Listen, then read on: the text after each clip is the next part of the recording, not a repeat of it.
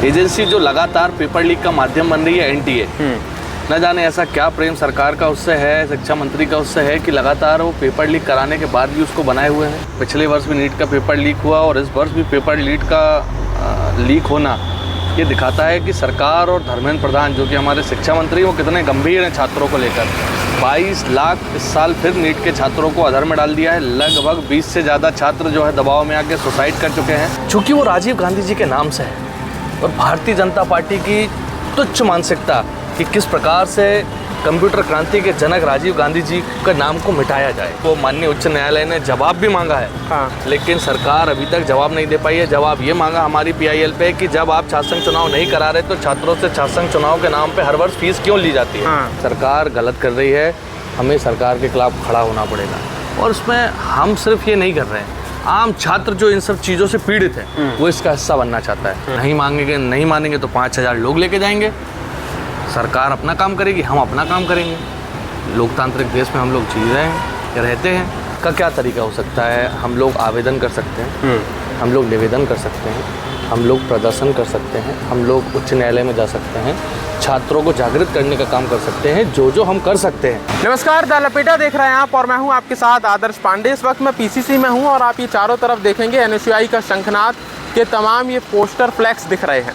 किस विषय को लेकर के है? ये नीट छात्र संघ और राजीव गांधी का बहुत बड़ा मुद्दा है और ये मध्य प्रदेश के इतिहास में सबसे अहम तारीख होने वाली है, कल की 30 मई की प्रदर्शन की। क्या हो रहा है आइए समझ लेते हैं आशुतोष चौकसे से, जो NSUI के प्रदेश अध्यक्ष है। आशुतोष भाई, ये जो पूरी तैयारी कर रखी है, CM हाउस घेराव की तैयारी है, क्या विषय है? सबसे बड़ा विषय क्या है? देखिए, जिस प्रकार से लगातार देश में विगत 2 वर्षों से नीट के पेपर लीक हो रहे हैं, धर्मेंद्र प्रधान के बयानों को आप देखें और पिछले वर्ष भी नीट का पेपर लीक हुआ और इस वर्ष भी पेपर लीक होना ये दिखाता है कि सरकार और धर्मेंद्र प्रधान जो कि हमारे शिक्षा मंत्री वो कितने गंभीर हैं छात्रों को लेकर। 22 लाख इस साल फिर नीट के छात्रों को अधर में डाल दिया है। लगभग 20 से ज़्यादा छात्र जो है दबाव में आके सुसाइड कर चुके हैं, लेकिन अभी तक सरकार जो है उसके कानों पे जू नहीं रेंग रही है। एक ऐसी एजेंसी जो लगातार पेपर लीक का माध्यम बन रही है एनटीए, न जाने ऐसा क्या प्रेम सरकार का उससे है, शिक्षा मंत्री का उससे है कि लगातार वो पेपर लीक कराने के बाद भी उसको बनाए हुए हैं। उनके जो डायरेक्टर हैं जोशी जी, उनका भाजपा से प्यार जगजाहिर है।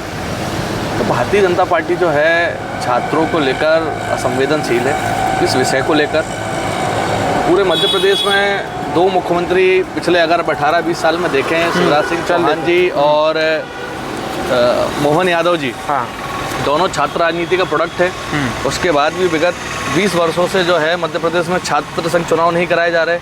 नए युवाओं को राजनीति में आने का मौका देने नहीं चाहती है सरकार, गला घोटना चाहती है युवा छात्र राजनीति का। इस बात को लेकर और एकमात्र तकनीकी विश्वविद्यालय है प्रदेश में जिसको राजीव गांधी विश्वविद्यालय के नाम से जाना जाता है। राजीव जी की नाम से उसकी पहचान है। हाँ। सरकार कई वर्षों से उसको जो है ख़त्म करना चाहती है, घोटालों के माध्यम से, फेलियर्स के माध्यम से, शिक्षा का लगातार स्तर गिराने के माध्यम से। और अब जाके ये बात समझ में आती है कि सरकार इसको क्यों जो है ख़त्म करना चाहती थी, इसका क्यों स्तर गिराना चाहती है, क्योंकि सरकार राजीव गांधी जी के नाम को वहाँ से मिटाना चाहती है, इसलिए इसका विखंडन कर रहे हैं। जो मैं देख रहा हूँ NSUI के जंगी प्रदर्शन में नीट पेपर लीक, छात्र संघ और राजीव गांधी का विषय। मैं नीट पर सबसे पहले आता हूँ, फिर छात्र संघ पर आऊँगा। विषय ये है, तो इसमें आप CM हाउस घेराव की तैयारी में है। आपको जाना चाहिए कि केंद्र स्तर पर शिक्षा मंत्री के घर पर, प्रदेश स्तर पर शिक्षा मंत्री के घर, आप CM हाउस के घर जा रहे हैं, CM के घर जा रहे हैं। मध्य प्रदेश में छात्र संघ चुनाव कराने होंगे तो CM से ही मांग करेंगे। ठीक है। राजीव गांधी विश्वविद्यालय का विखंडन रोकना होगा तो CM से ही बात करेंगे। और अगर जो है शिक्षा की बात करें तो जो देश के हमारे शिक्षा मंत्री हैं वो भोपाल में नहीं रहते हैं, दिल्ली रहते हैं। हाँ। दिल्ली में भी NSUI ने जो है उनका घर घेरने का काम करा है। हाँ। पूरे देश में जहाँ जहाँ केंद्रीय मंत्री रहते हैं वहाँ उनके बंगलों का घेराव NSUI कर रही है लगातार। CM हाउस का घेराव लगातार कर रही है। चूँकि यहाँ भोपाल में खुद CM रहते हैं इसलिए, और हमारे 2 ऐसे मुद्दे हैं जो CM के अंतर्गत। वो स्टूडेंट शामिल हो रहे हैं जो नीट के पेपर, हजारों की संख्या में नीट के छात्र जो है यहाँ शामिल होने जा रहे हैं। और सिर्फ ना भोपाल से, हाँ, अपितु आसपास के जिलों से भी जो नीट के विद्यार्थी हैं वो इसमें शामिल होने के लिए आ रहे हैं। छात्र संघ की क्या स्थिति, कब से चुनाव नहीं हुए हैं, क्यों मध्य प्रदेश सरकार चुनाव नहीं कराना चाह रही है? क्योंकि अभी जो हालिया जब चुनाव हुए दिल्ली विश्वविद्यालय समय तमाम देखा हमने, ABVP की जहाँ जीत हुई तो बाकायदा मुख्यमंत्री ने कहा कि छात्र संघ बहुत अहम होते हैं और हमको छात्रों को नेतृत्व करना चाहिए, लेकिन मध्य प्रदेश में छात्र चुनाव नहीं हो रहे हैं। डरती है भारतीय जनता पार्टी इस बात से कि कहीं किसी कैंपस में कोई ऐसा छात्र नेता पैदा ना हो जाए जो आने वाले समय में भारतीय जनता पार्टी की जो कुनीतियां हैं, जो नाकामियां हैं, हाँ। उनको उजागर कर दे। हाँ। उनको लगता है डर इस बात का कि कोई छात्र नेता ऐसा निकल के ना आ जाए जो उनके बच्चों के भविष्य को जो है खतरे में डाल दे। कहीं ना कहीं इसी वजह से छात्र संघ चुनाव भारतीय जनता पार्टी नहीं कराती है। एक बहुत बड़ा कारण और है कि दूसरे विचार को किसी कैंपस में पैदा नहीं होने देना चाहती है। अगर छात्र संघ चुनाव होते हैं तो ये स्वाभाविक है कि दो विचार आपस में चुनाव लड़ेंगे, और दो विचार जब आपस में चुनाव लड़ते हैं तो किसी की संख्या ज़्यादा, किसी की संख्या कम, किसी की हार, किसी की जीत होती है, लेकिन विचार तो दोनों पनपते हैं एक कैंपस में। दूसरे विचार को जो है पैदा नहीं होने देना चाहती है भारतीय जनता पार्टी, गांधीवादी विचार को पैदा नहीं होना देना चाहती है, क्योंकि कट्टरपंथी विचार को वो अपने VCs के, प्रिंसिपल्स के, प्रोफेसर्स के माध्यम से फैलाने का काम कर रही है। भाजपा शासित कई राज्य हैं, तो क्या मध्य प्रदेश बस में नहीं छात्र संघ चुनाव हो रहे हैं या अन्य राज्यों में होते हैं? देखिए, राजस्थान छात्र संघ चुनाव का गढ़ था। जब से भारतीय जनता पार्टी की सरकार आई है वहाँ छात्र संघ चुनाव बंद है। छत्तीसगढ़ में छात्र संघ चुनाव हुआ करते थे, इलाहाबाद, लखनऊ और पूरे बिहार में और यूपी में भी जो है छात्र संघ चुनाव होते हैं। केरला में स्टूडेंट यूनियन के इलेक्शन होते हैं। कर्नाटक में हमारी सरकार है, वहाँ स्टूडेंट यूनियन इलेक्शन कराने की बात सरकार ने करी है अभी कि वहाँ स्टूडेंट इलेक्शन इस सेशन से चालू किए जाएंगे। तो इस बात को हमको समझना पड़ेगा कि किस प्रकार से जो है छात्र संघ चुनाव इस प्रदेश की युवाओं को आगे बढ़ाने के लिए आवश्यक है। PIL वगैरह दाखिल की गई थी क्या? लगातार हम लोग PIL के माध्यम से जो है कोर्ट में जाने का काम कर रहे हैं। हाँ। सरकार से को माननीय उच्च न्यायालय ने जवाब भी मांगा है। हाँ। लेकिन सरकार अभी तक जवाब नहीं दे पाई है। जवाब ये मांगा हमारी PIL पे कि जब आप छात्र संघ चुनाव नहीं करा रहे तो छात्रों से छात्र संघ चुनाव के नाम पे हर वर्ष फीस क्यों ली जाती है? हाँ, ठीक है। राजीव गांधी का जो विषय है इसको आप थोड़ा एक्सप्लेन करिए, हो क्या रहा है राजीव गांधी के? देखिए, एकमात्र तकनीकी विश्वविद्यालय था जहां से लाखों इंजीनियर्स पास आउट होके अभी तक निकले हैं, जो ना कि सिर्फ हमारे देश में अपितु विदेश में भी जो है इस विश्वविद्यालय का नाम रोशन कर रहे हैं। हाँ। विभिन्न अच्छे पदों पर रहकर। मैं खुद जो है उस संस्थान का एक छात्र रहा हूँ, स्टूडेंट रहा हूँ। चूँकि वो राजीव गांधी जी के नाम से है और भारतीय जनता पार्टी की तुच्छ मानसिकता कि किस प्रकार से कंप्यूटर क्रांति के जनक राजीव गांधी जी के नाम को मिटाया जाए। ये यूनिवर्सिटी रहेगी तो उसके नाम को राजनीति क्यों की जा रही है? एक मत कंप्यूटर क्रांति का जनक जो देश में कंप्यूटर लेके आया, व्यवस्था की, उसके नाम पर यदि एक विश्वविद्यालय है तो क्या उसका नाम बदल देना चाहिए क्या? नाम बदलना मेन मकसद है।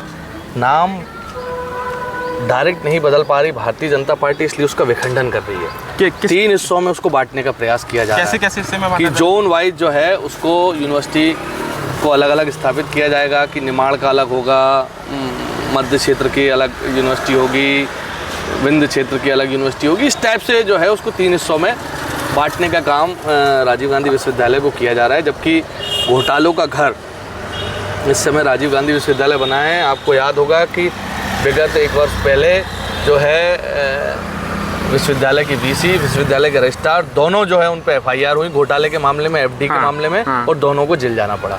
तो ऐसा विश्वविद्यालय, कितने स्टूडेंट होंगे पूरे विश्वविद्यालय में? लाखों की संख्या में। ये कितने वर्ष पुराना है पूरा यूनिवर्सिटी? कितने वर्ष पुरानी होगी याद आपको? आई थिंक मैं जब से जानता हूँ कि लगभग इसको जो है 40 साल के 40 साल से एक विश्वविद्यालय, एक यूनिवर्सिटी, और उससे भी आगे हो सकता है, चलती रही। लेकिन अब 2026 में वर्तमान सरकार संभालने में असफल हो रही है, उसको तोड़ने की तैयारी करने का प्रयास संभाल नहीं पा रहे हैं। जी जी जी। तो ये है राजीव गांधी के विखंडन की पूरी नीति। ठीक है।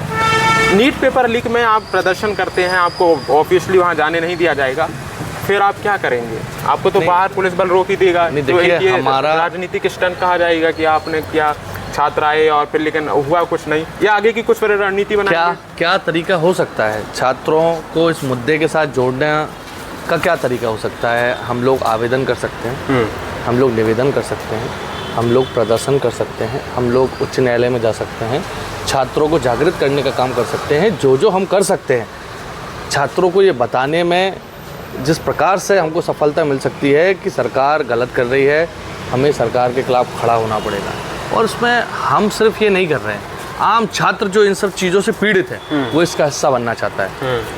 हमारा काम हिस्सा बनाना है, सरकार के पास जाना है। अगर माननीय मुख्यमंत्री जी अगर हमको समय दें, 5 लोगों का डेलीगेशन लेके हम चले जाएंगे उनसे बात करने, और अगर वो हमारी बातें नहीं मानेंगे तो 5000 लोग लेके जाएंगे।